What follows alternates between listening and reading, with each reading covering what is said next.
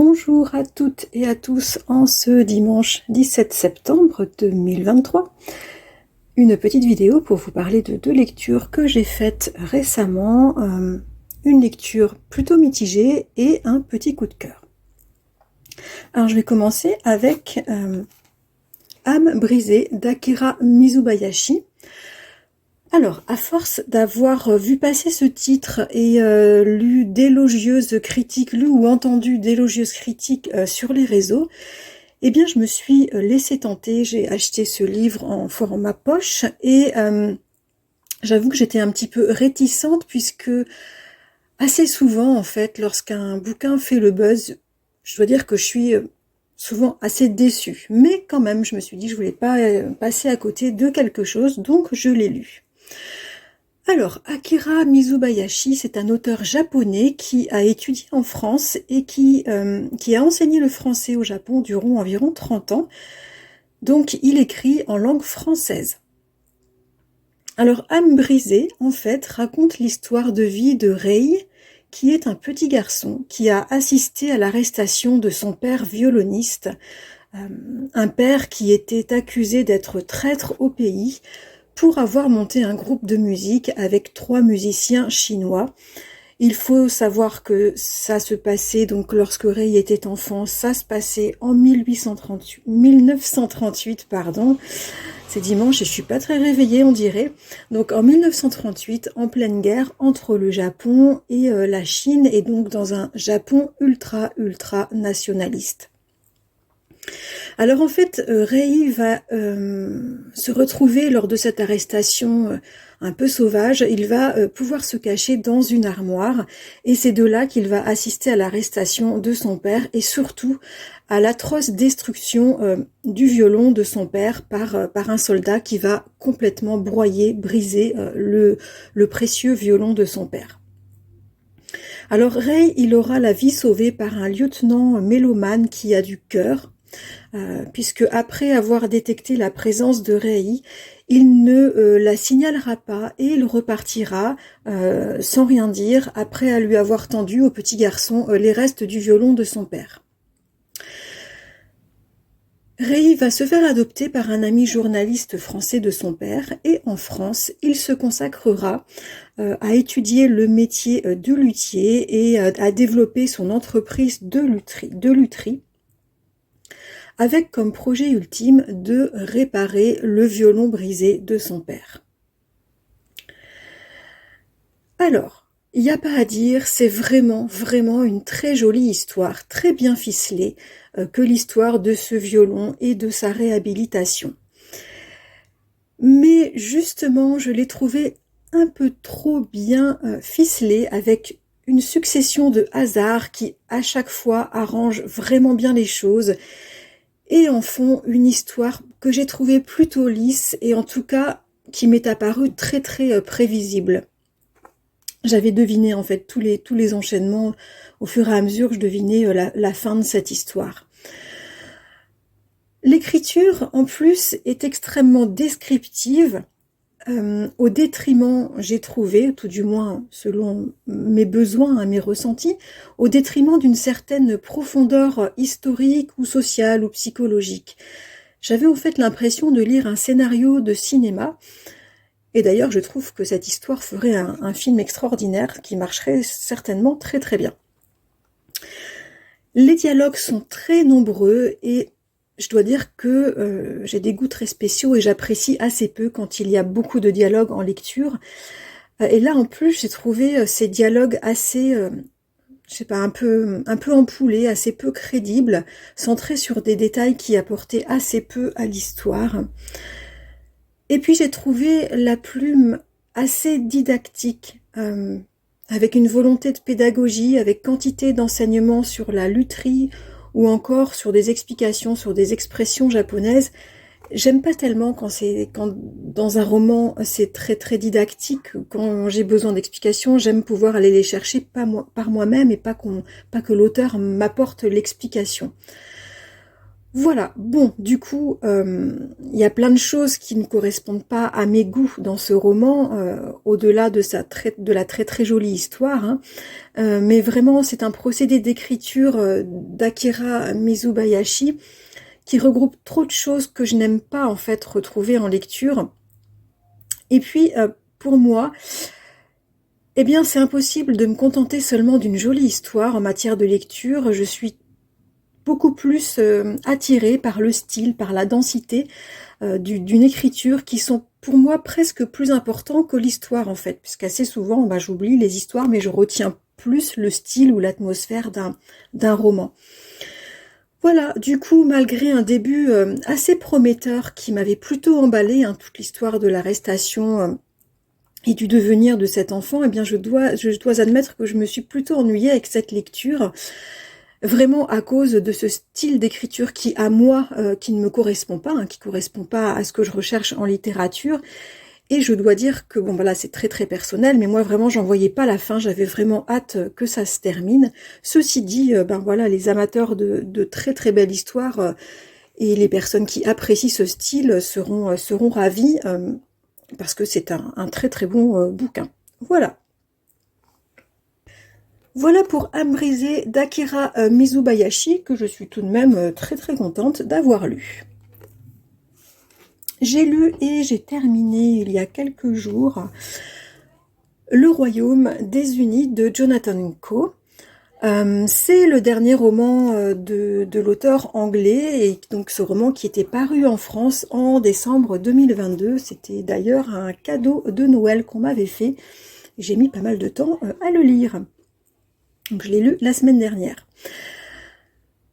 Dans ce roman, l'auteur nous plonge dans l'histoire de l'Angleterre depuis l'après-Seconde Guerre mondiale jusqu'à la pandémie de Covid, et ceci par le biais, par le prisme de la vie d'une famille anglaise, une famille anglaise très middle class. On suit donc la famille Lamb sur 2 générations, avec pour personnage principal Mary, qui est née durant la guerre et que l'on suit jusqu'à son âge avancé. Mary, c'est un personnage fort, une femme indépendante, une femme qui a été prof de sport, musicienne, une femme au caractère très enjoué, chaleureuse, très attentive à ses proches et surtout très juste. Le roman va mettre en scène Mary et ses proches lors des événements variés qui ont suscité une vive émotion dans la population anglaise depuis l'après-guerre. Ces événements, notamment, ce sera le discours du roi George V pour célébrer la victoire du 8 mai 45, mais également on va retrouver les gros événements dans la famille royale, comme le couronnement d'Élisabeth II, le mariage de Charles et Diana en 81, ou le décès de Diana. Il y aura également, un événement majeur de l'histoire de l'Angleterre, de cette époque, la Coupe du monde de football en 1966 et la victoire de l'Angleterre. Mais il y aura également des aspects économiques comme la mise en place de la CEE, et ceci jusqu'à la crise du Covid. C'est vraiment une belle immersion dans la société anglaise et dans la vie d'une famille ordinaire unie qui se dépatouille avec ses secrets, avec ses points de discorde ou avec ses sujets gênants, comme par exemple le racisme à peine voilé du mari de Mary, ou alors dans la famille les pro-Brexit ou les Européens convaincus, ou encore le fils qui découvre tardivement à l'âge adulte son homosexualité. Des personnages à chaque fois très vrais, fouillés, relevés, comme c'est les créer et les faire vivre à chaque fois Jonathan Coe. J'ai vraiment aimé retrouver la plume à la fois mordante et très tendre de l'auteur, qui ne cache pas ses opinions. On verra par exemple apparaître à plusieurs reprises un certain Boris qui au fil des années va conquérir l'opinion et arriver au pouvoir. C'est assez truculent, assez drôle parfois. Alors par contre, j'ai trouvé pas mal de longueur au niveau de la description des événements sociétaux ou économiques, comme les nombreux détails, vraiment très très nombreux, sur la crise européenne du chocolat anglais, sur les longues descriptions des cérémonies royales ou encore les longues descriptions des matchs de foot de la Coupe du Monde. Mais donc là, ces parties-là, clairement, elles m'ont ennuyée et j'avoue, je les ai passées assez vite parce que ça apportait assez peu et c'était pas des domaines qui me captivent. Mais malgré cela, j'ai beaucoup aimé passer du temps avec cette famille Lamb. Et la fin est particulièrement touchante puisque Jonathan Coe décrit le traumatisme qu'il a vécu du décès de sa mère en pleine en pleine crise du Covid. Voilà, c'est vraiment, ça a été une très très bonne lecture. J'adore retrouver le style, la plume de Jonathan Coe à chaque fois. Et c'est une lecture que je recommande aux fans d'Angleterre, de bonnes plumes caustiques et de thématiques sociales ou historiques. Voilà pour Le Royaume des Unis de Jonathan Coe. Sinon, mes lectures du moment. J'ai commencé hier le tout dernier livre de François Bégodeau qui est sorti là en août pour la rentrée littéraire en France.